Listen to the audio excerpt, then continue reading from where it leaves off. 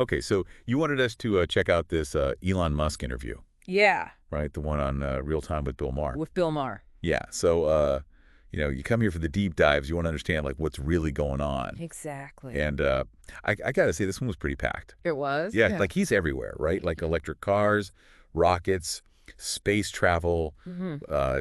brain-computer interfaces, high-speed tunnels, Starlink, and then all this stuff on Twitter. Always on Twitter. Yeah, always on Twitter. So, we're going to try to break down this interview, Okay. right, and really get at, like, what does Musk think about how technology is impacting civilization? What's the deal with this whole woke mind virus thing? How does he view free speech and the future of AI? Those were, like, big themes that jumped out at me.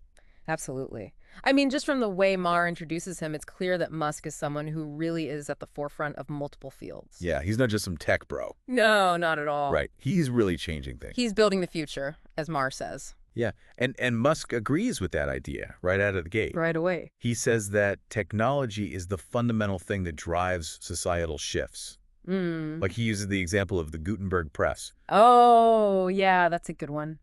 Yeah, before that information was so hard to come by. Very controlled. Yeah, and then suddenly, boom, knowledge could spread like wildfire. And Musk actually takes that analogy even further and says the internet is even more profound. More profound than the printing press. He thinks so.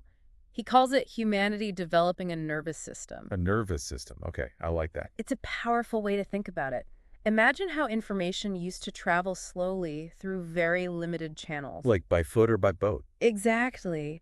And now someone deep in the Amazon with a Starlink connection can access more information than like presidents had decades ago. That's wild. It is, and it's changing everything. Totally. And, Wow. For you listening, trying to stay ahead of the curve, it really highlights how quickly the world is changing.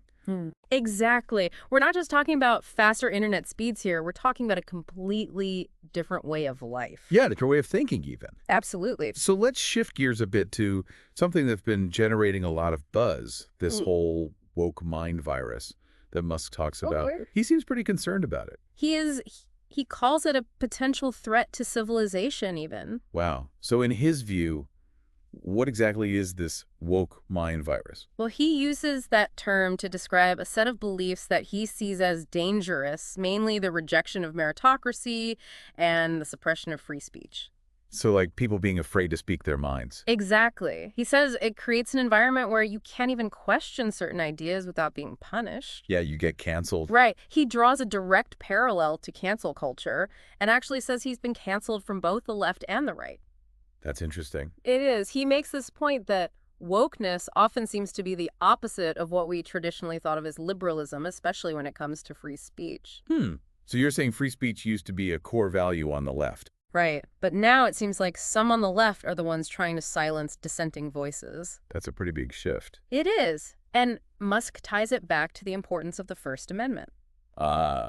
The right to free speech. Right. He reminds us that those protections exist because people fled countries where they weren't allowed to speak freely. So he's saying we should learn from history. Exactly.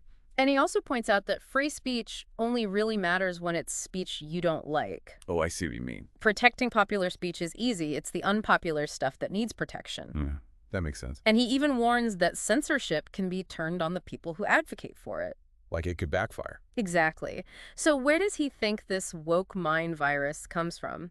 He suggests it's a gradual process of indoctrination in schools and universities. Indoctrination. So like people being taught a specific way of thinking. Right, and often without parents even realizing it. That's concerning. Yeah, he shares an anecdote about his friend's daughters in the Bay Area who mainly knew George Washington as a slave owner. Right, they didn't have a broader understanding of his historical role. It's like they only learn the negative stuff. And he goes on to put slavery in a wider historical context. He acknowledges that it was a common practice across many cultures and throughout history. So he's not defending it? No, not at all. He's just trying to offer a more nuanced historical perspective. Yeah, it's about understanding the complexities. Exactly. Okay, so let's move on to something completely different. Musk's purchase of Twitter. Right, that seemed to come out of nowhere for a lot of people. Yeah, like how does that fit in with everything else he's doing? Well, he actually connects it to these big civilizational issues we've been talking about. He calls Twitter a vital digital town square. So like the modern day equivalent of a public forum. Exactly.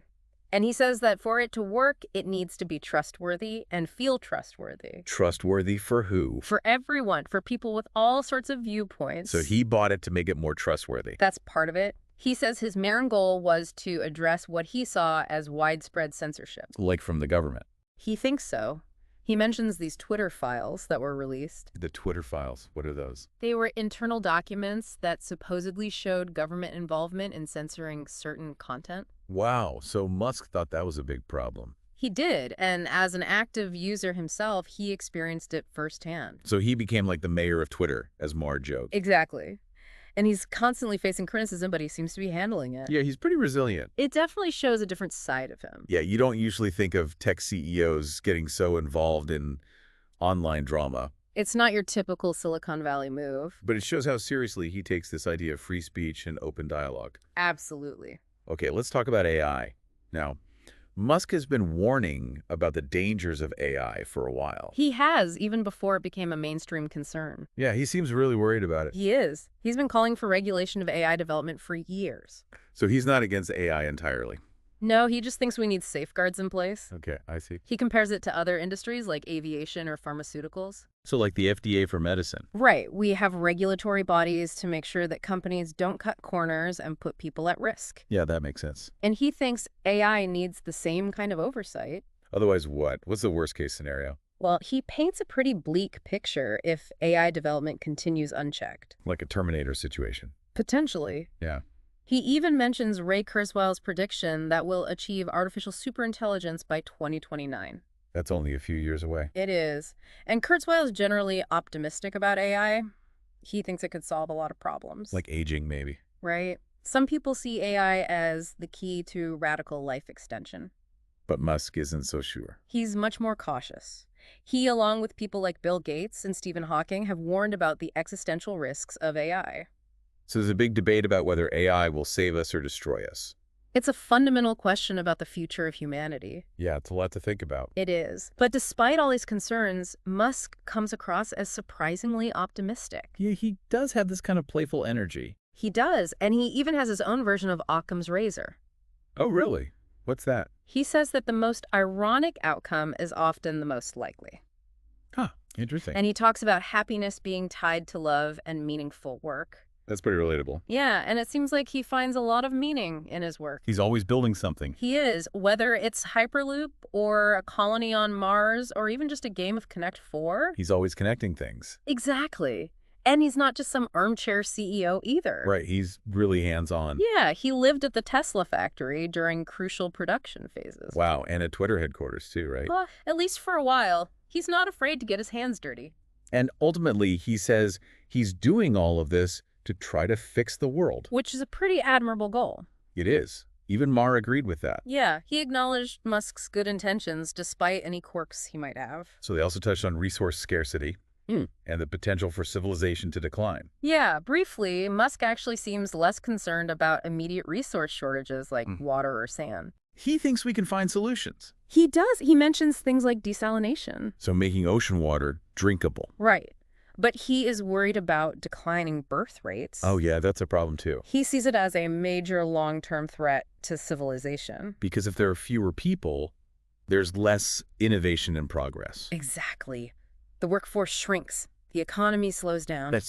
So it's not just about having enough resources, it's about having enough people. It's about the human element. Okay, so to wrap things up, what were the big takeaways from this Elon Musk interview?